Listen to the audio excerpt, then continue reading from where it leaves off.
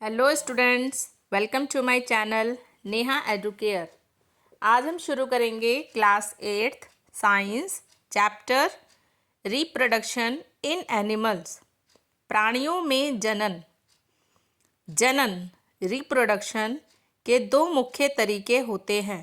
पहला लैंगिक जनन सेक्सुअल रिप्रोडक्शन, दूसरा अलैंगिक जनन असेक्सुअल रिप्रोडक्शन। लैंगिक जनन इसमें नर यानी मेल और मादा यानी फीमेल के जनन कोशिकाओं मीन्स गैमेट्स का संलयन मीन्स फ्यूजन होता है। अलैंगिक जनन इसमें केवल एक माता पिता से नया जीव बनता है। जनन कोशिकाओं मीन्स गैमेट्स की ज़रूरत नहीं होती। लैंगिक जनन में भाग लेने वाले अंग मादा में फीमेल रिप्रोडक्टिव ऑर्गन्स, अंडाशय ओवरीज अंडाणु या ओवा या एग बनाते हैं।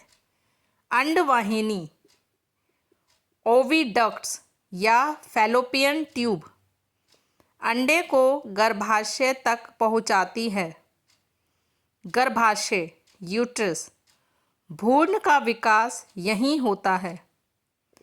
नर में मेल प्रोडक्टिव ऑर्गन्स, वृषण टेस्टिस शुक्राणु स्पर्म बनाते हैं। शुक्र वाहिनियाँ स्पर्म डक्ट्स शुक्राणुओं को आगे पहुंचाती है। लिंग पेनिस शुक्राणु मादा के शरीर में पहुंचाने में मदद करता है। गैमेट्स का निर्माण अंडाशय ओवरी मादा युग्मक फीमेल गैमेट बनाता है जिसे अंडाणु अंडा कहते हैं। वृषण टेस्टिस नर युग्मक मेल गैमेट बनाता है जिसे शुक्राणु स्पर्म कहते हैं। निषेचन फर्टिलाइजेशन अंडाणु और शुक्राणु का मिलना निषेचन फर्टिलाइजेशन कहलाता है। निषेचन के बाद जो कोशिका बनती है उसे युग्मनज जाइगोट कहते हैं। निषेचन के प्रकार आंतरिक निषेचन इंटरनल फर्टिलाइजेशन मादा के शरीर के अंदर होता है।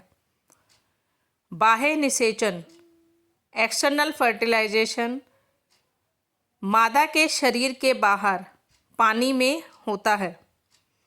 आंतरिक निषेचन में भ्रूण एम्ब्रॉय सुरक्षित रहता है क्योंकि यह शरीर के अंदर विकसित होता है। बाह्य निषेचन ज़्यादातर जल में होता है क्योंकि शुक्राणु और अंडे को मिलने के लिए पानी माध्यम का काम करता है। भ्रूण का विकास जाइगोट बार बार विभाजित होता है, भ्रूण बनता है। भ्रूण गर्भाशय की दीवार में स्थापित हो जाता है। यहीं से शरीर के अंग बनने शुरू होते हैं। जब सभी अंग पहचान में आने लगते हैं तो इसे भ्रूण की अवस्था फॉयटस कहते हैं। बच्चे को जन्म देने के आधार पर जीवों का वर्गीकरण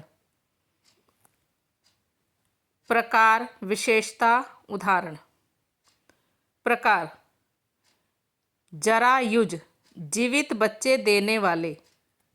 विशेषता सीधे बच्चे को जन्म देते हैं। उदाहरण मनुष्य गाय कुत्ता। अंडज अंडा देते हैं जैसे मुर्गी मेंढक छिपकली तितली।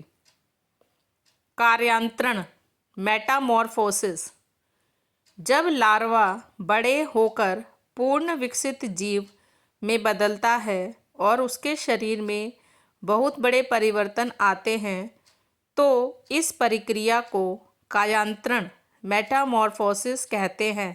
उदाहरण मेंढक टैडपोल लार्वा से मेंढक बनता है। तितली कैटरपिलर लार्वा से तितली बनती है। अलैंगिक जनन के उदाहरण। पहला, हाइड्रा में मुकुलन, बडिंग इन हाइड्रा।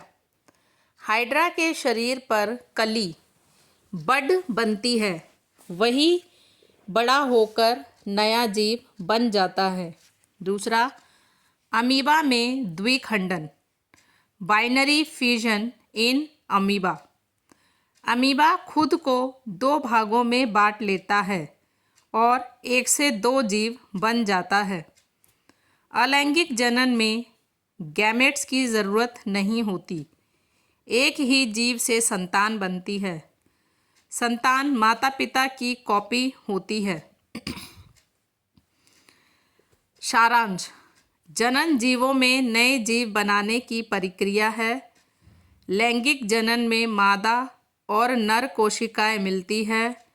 निषेचन से जाइगोट बनता है, फिर एम्ब्रॉय, फिर फोएटस और फिर बच्चा होता है।